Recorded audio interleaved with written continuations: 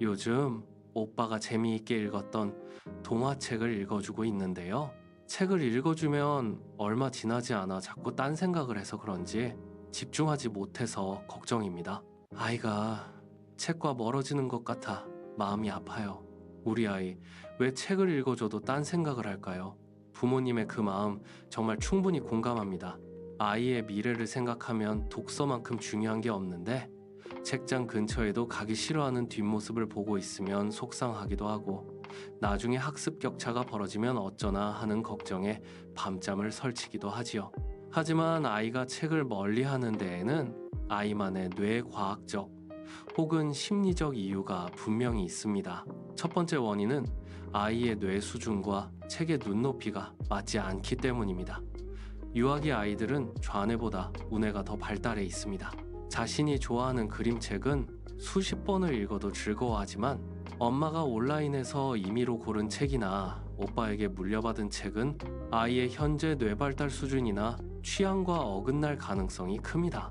오빠에게는 적절했던 어휘나 내용이 여동생에게는 너무 어렵거나 흥미가 없는 주제일 수 있습니다. 두 번째 원인은 엄마의 속도와 아이의 속도가 다르기 때문입니다. 엄마는 내용을 빨리 전달하려고 어른의 호흡으로 읽어주기 쉽습니다. 하지만 아이의 뇌는 그림 하나하나를 탐색하며 상상할 시간이 필요합니다. 엄마가 너무 빨리 페이지를 넘기면 아이는 호기심을 발휘할 틈을 잃고 결국 집중력을 놓아버리게 됩니다. 책 읽기를 거부하는 아이의 마음을 읽어주셨다면 이제는 부모님의 타들어가는 마음을 달래줄 실질적이고 구체적인 솔루션을 제안해 드릴게요. 뇌의 과학적 원리와 아이의 심리를 결합한 방법들입니다. 첫 번째는 아이의 어휘 수준에 맞는 책을 직접 고르게 하세요. 도서관에 도착하면 아이가 자유롭게 책을 고르게 한 뒤 아이와 나란히 앉아 책 한쪽을 펼쳐보세요. 이때 엄마는 어휘 탐정이 됩니다. 책 한쪽 면에 나오는 단어 중 어려운 것 5개를 골라 아이에게 물어보세요. 아이가 3개, 4개 정도를 말로 표현할 수 있다면 그 책은 아이의 수준에 딱 맞는 즐거운 책입니다. 만약 아이가 단어를 1개, 2개밖에 대답하지 못한다면 그 책은 아이에게 공부나 벽처럼 느껴질 수 있습니다. 이 책은 조금 더 생각하는 힘이 커지면 나중에 읽어보자 라며 자연스럽게 다른 책으로 유도해 주세요. 한 달에 한 번은 꼭 아이와 함께 서점에 가보세요. 아이가 스스로 고르고 수준까지 확인한 책은 계산대에서 아이가 직접 결제해보게 하거나 책 첫 페이지에 아이의 이름을 크게 써주세요. 이건 오빠 책이 아니라 내 책이야 라는 소유욕은 아이의 주도성을 깨웁니다. 억지로 읽어주는 책이 아니라 아이가 먼저 가져와 이거 읽어줘 라고 조르는 마법이 시작됩니다. 두 번째는 열린 결말책으로 인지적 흥미를 깨워주세요. 유아기 우뇌는 상상의 폭발기에 있습니다. 이 시기에 아이에게 결말이 뻔한 동화는 정해진 길만 가라는 지도와 같지만 열린 결말책은 아이가 마음껏 뛰어놀 수 있는 넓은 광장과 같습니다. 보통의 동화책은 그래서 토끼와 거북이는 사이좋게 지냈답니다로 끝납니다. 하지만 창의력을 키워주려면 가장 궁금한 대목에서 이야기를 잠시 멈추는 용기가 필요합니다. 뻔한 교훈으로 끝나는 닫힌 결말보다는 다음엔 어떻게 되었을까를 상상할 수 있는 열린 결말 그림책이 아이의 창의력과 표현력을 높이는 데 효과적입니다. 아이가 내용을 추론하기 어려워한다면 부모님이 다정한 질문을 던져주세요. 토끼가 강 앞에서 멈췄네? 어떻게 하면 저 강을 건널 수 있을까? 같은 질문이 아이를 책 속 주인공으로 만들어줍니다. 완벽한 교훈을 가르치려 애쓰지 마세요. 엄마, 아빠와 함께 머리를 맞대고 토끼의 고민을 함께 나누었던 그 따스한 공기 자체가 아이에게는 가장 큰 지혜의 밑거름이 되며 아이의 머릿속에 무한한 우주를 선물하고 있는 것입니다.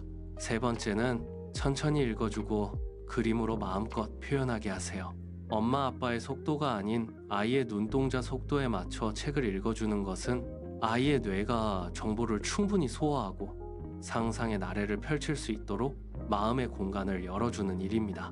엄마는 글자를 읽지만 아이는 그림 속 숨은 이야기를 읽습니다. 엄마가 토끼가 달려갔어요 라고 읽을 때 아이는 토끼 옆에 그려진 작은 꽃이나 나비에 마음을 뺏길 수 있습니다. 글을 다 읽었더라도 5초만 더 기다려주세요. 그리고 읽어준 내용을 바탕으로 뒷이야기를 그림으로 그려보게 하는 것입니다. 너가 토끼라면 저 강을 어떻게 건널 것 같아? 하늘을 날아갈까? 아니면 물고기 친구를 부를까? 지금 생각하는 그 멋진 방법을 한번 그려볼까? 아이가 연필이나 크레파스를 잡고 그림을 그리는 순간 아이의 뇌에서는 엄청난 일이 일어납니다. 방금 들은 정보를 시각적인 이미지로 변환하여 협응력으로 표현하는 종합적인 두뇌 훈련이 시작되는 것입니다. 오늘 아이가 그린 서툰 그림 한 장이 훗날 세상을 놀라게 할 거대한 아이디어의 시작일지도 모릅니다. 아이의 눈동자를 믿고 그 느린 걸음에 기꺼이 동행해 주시는 부모님은 세상에서 가장 지혜로운 첫 번째 선생님입니다. 부모님의 인내와 사랑이 아이를 꽃피우고 책을 사랑하는 아이로 성장하게 할 것입니다. 우리가 아이에게 책을 읽어주어야 하는 이유는 첫째는 아이의 우뇌에 상상의 날개를 달아주기 위해서입니다. 그림책의 풍부한 색채와 열린 결말책은 아이의 우뇌를 자극하여 정서적 풍요로움을 선물합니다.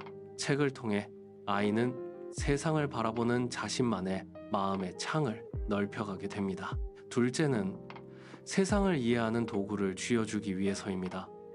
책 속의 단어들은 아이가 자신의 감정과 생각을 표현할 수 있는 소중한 도구가 됩니다. 엄마, 아빠와 함께 서점에서 직접 책을 고르고 그 안에 어휘를 하나씩 익히는 과정은 아이가 세상과 소통하는 법을 배우는 가장 안전하고 따뜻한 훈련입니다. 셋째는 부모와의 정서적 연대감을 쌓기 위해서입니다. 아이에게 책 읽어주기는 지식 전달이 목적이 아닙니다. 엄마, 아빠의 따뜻한 목소리를 들으며 천천히 책장을 넘기는 그 여유로운 시간 자체가 아이에게는 세상 그 무엇보다 강력한 정서적 안정제가 됩니다. 기계음이 아닌 엄마, 아빠 목소리는 아이의 예민한 신경을 잠재우고 뇌를 행복하게 깨워줍니다. 부모님, 아이에게 화려한 전집이나 어려운 지식보다 중요한 건 책장을 넘기는 엄마, 아빠의 부드러운 손길과 아이의 눈높이를 맞추려는 그 다정한 시선입니다. 부모님이 오늘 보여주신 그 사랑이 아이의 뇌 속에 차곡차곡 쌓여 훗날 어떤 파도에도 흔들리지 않는 단단한 지혜의 뿌리가 될 것입니다. 당신은 지금 가장 가치 있는 씨앗을 심고 계십니다. 힘내세요.